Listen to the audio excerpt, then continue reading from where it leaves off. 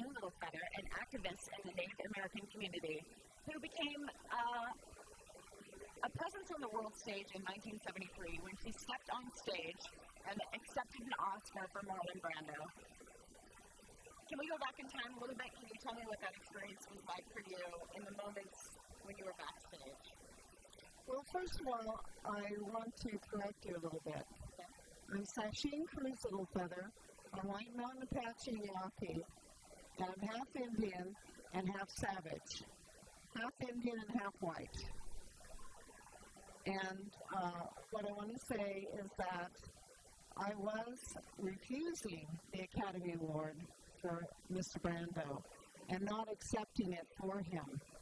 And the reason I was refusing it for Mr. Brando was because of the treatment of American Indian people and the stereotype in film and television. In over 4,000 films in the last 100 years about Native American Indians, this terrible stereotype that Native American Indian people have had to live with. This prevented us from being who we really are. Our viewpoints were never expressed. We did not have Indian people directing, writing, producing, and starring in our own movies and giving our viewpoints about who we are as human beings. And we are human beings. Secondly, there was a civil rights movement that was going on. I was part of Alcatraz Island back at the time. Could you tell me a little bit about the event that happened on Alcatraz Island and what that meant to you? Yes. Alcatraz Island was a civil rights movement for Native American Indian people that was in the late 60s and early 70s when we occupied the island for approximately 18 months. And that was like the black people in the late 60s under Martin Luther King, when they were occupying, or they weren't occupying, but they were coming forth with black rights. Then in the late 60s was the Latino movement under Cesar Chavez. And then in the early 70s, late 60s and early 70s, was the American Indian civil rights movement. And that took place at Alcatraz Island and at Wounded Knee. And then again at the BIA building in Washington, D.C. Exactly. So can I ask you, since that time? Now, I want to tie this in with what I did at the Academy Awards. Because what I did at the Academy Awards, which you will see in the film tonight, Real Injun, affected the outcome of what happened at Wounded Knee in 1973. Now, I knew that I was on the right track when word got to me from Coretta Scott King, who is the widow of Martin Luther King, congratulating me at what I did at the Academy Awards. I knew I was on the right track. And when word got to me from Cesar Chavez congratulating me about what I did at the Academy Awards, I knew I was on the right track, despite what anybody else said. Absolutely. So we're coming up on almost 40 years since you rejected the Academy Award.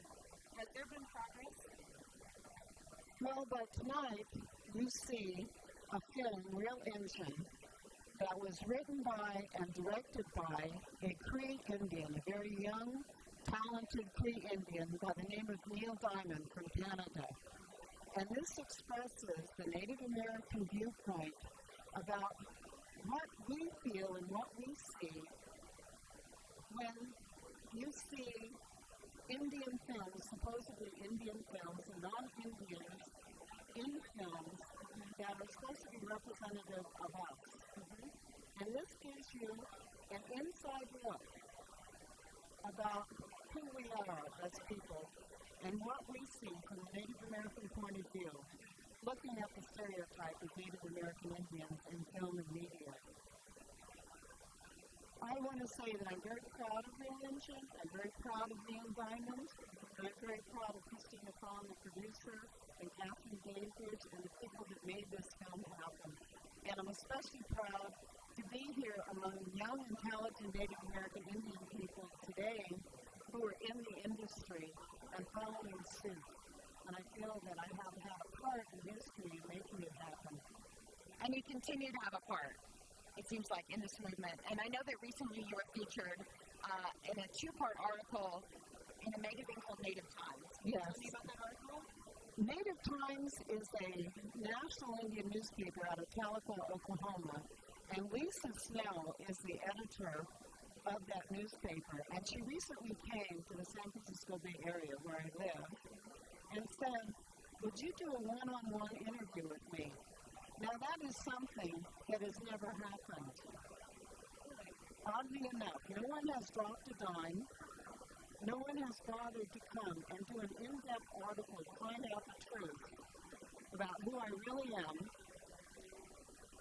and did an article, an in-depth article, to the extent of what she has done. And I was very proud of Lisa and very proud of Native Times for being the first to do such an article in the past 37 years.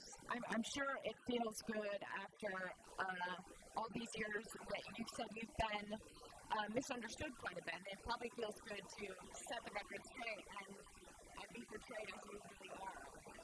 Exactly.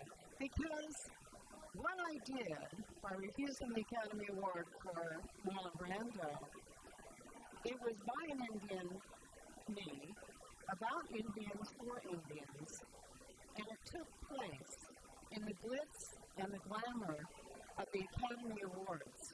But in reality, it had nothing to do with that.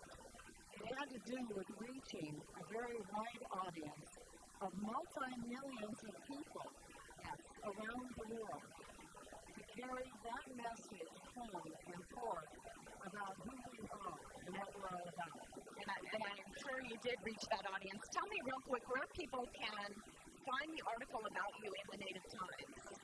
www.nativetimes.com. Great. Thank you, Sacheen. It's been a pleasure.